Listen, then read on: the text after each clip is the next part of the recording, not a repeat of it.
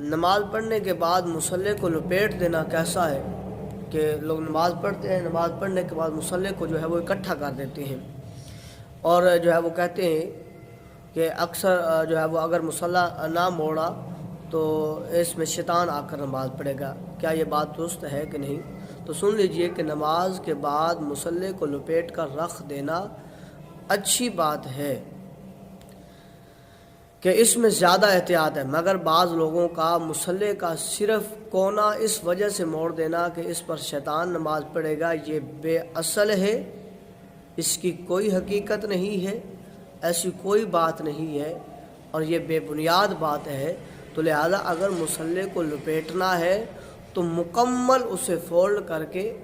اچھی جگہ کے اوپر رکھیں، اچھی بات ہے، لیکن ایک کونے کو موڑ دینا یہ ٹھیک نہیں ہے، اور یہ